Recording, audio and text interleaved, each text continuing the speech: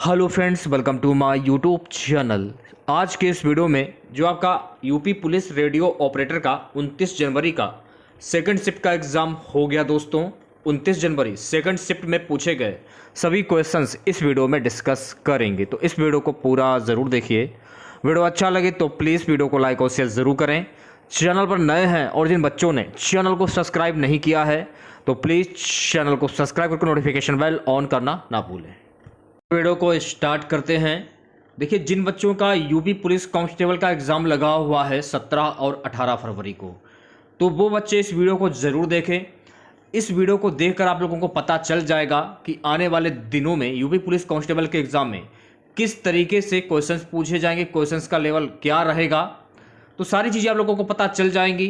तो देखिए, पहला क्वेश्चन पूछा गया था, नागिन का स्त्रीलिंग शब्द क्या होता है। तो आप लोग कमेंट बॉक्स में बताइएगा कि नागिन का स्त्रीलिंग शब्द नाग होता है या और कुछ होता है। नतीजा माप का अनेकार्थक शब्द क्या होगा, ये क्वेश्चन पूछा गया था। अगला क्वेश्चन था कि विकाऊ में प्रत्यय क्या होता है। तो मैंने आप लोगों को कई बार बताया है कि शुरुआत का जो शब्द होता है वो आपका उपसर्ग होता है और लास्ट वाला शब्द जो होता है वो आपका प्रत्यय होता है। तो विकाऊ, आऊ आऊ निकल रहा है, इसलिए आऊ आपका सही आंसर हो जाएगा इसमें। तो आऊ में आऊ प्रत्यय लग जाएगा विकाऊ में। पिता का विश्लेषण क्या होता है, यह क्वेश्चन पूछा गया था।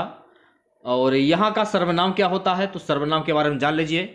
उन शब्दों को सर्वनाम उन शब्दों को कहा जाता है जिन शब्दों का प्रयोग संज्ञा अर्थात किसी व्यक्ति, वस्तु, स्थान आदि के नाम के स्थान पर करते हैं। इसके अंतर्गत मैं, तुम, हमारा, आप, आपका, इस, उस, यह, वह, हम, हमारा आदि शब्द आते हैं।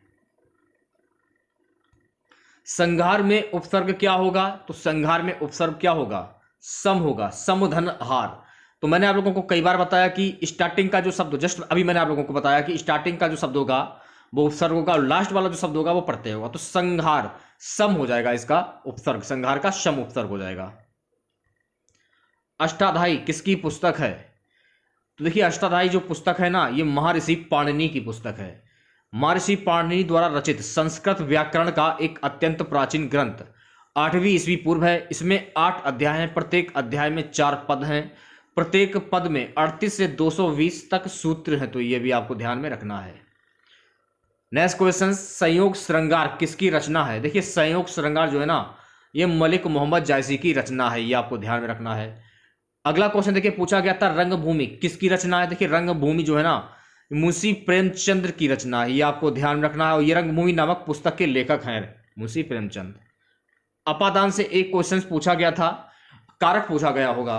तो मैंने आप लोगों को कई बार बताया कि कर्ता ने कर्म को कर्ण के द्वारा संप्रदान के लिए अपादान से, इस टाइप का कुछ है, इसे आप याद कर लीजिए। तो इससे रिलेटेड जितने भी क्वेश्चंस आपको मिलेंगे तो आप वो सॉल्व कर देंगे। जैसे कि इसमें अपादान से था, तो अपादान से आ जाता है, अपादान से, तो कारक जो होता है से, बीच में से होता है, इसलिए अपादान कारक उसमें पूछा गया हुआ क्वेश्चंस में। क्वेश्चंस क्या था वो तो हमको खैर नहीं मिल पाया है, तो इस टाइप का क्वेश्चंस पूछा गया था। सबसे बड़ी बात है कि तत्पुरुष समास वो भी आप लोग सॉल्व कर लेंगे आसानी से।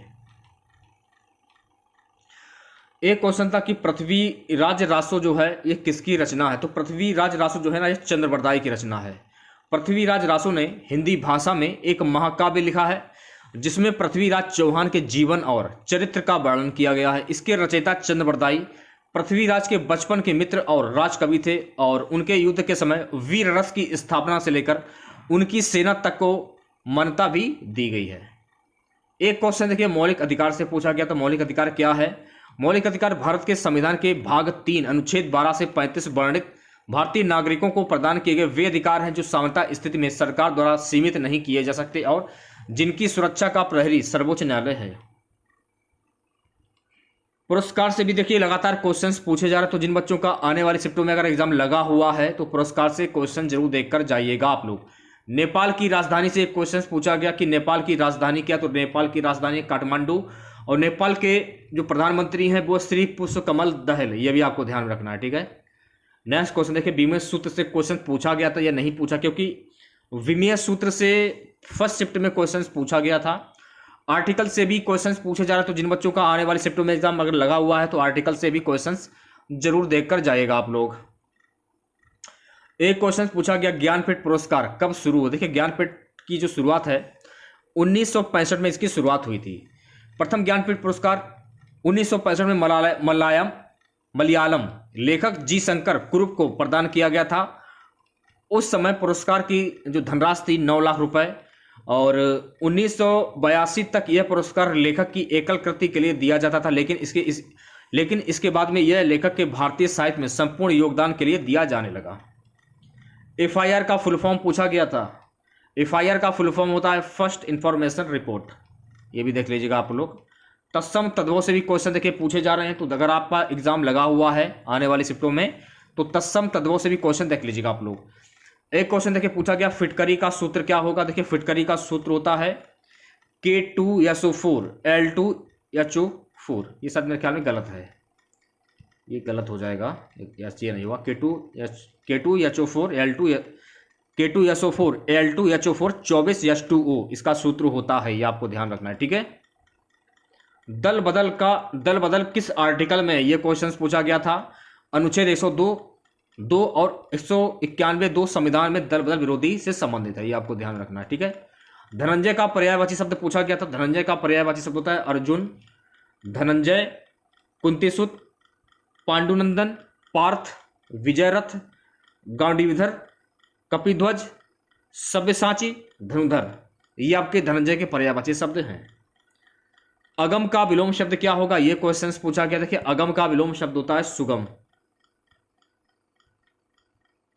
यूनेस्को की स्थापना कब हुई थी। यूनेस्को की स्थापना हुई थी 16 नवंबर 1945 को, ये आपको ध्यान रखना है। अंबेडकर यूनिवर्सिटी से क्वेश्चन देखिए पूछा गया था। विराम चिन्ह से भी क्वेश्चन पूछे जा रहे हैं। मानवाधिकार से 2 क्वेश्चन पूछे गए थे।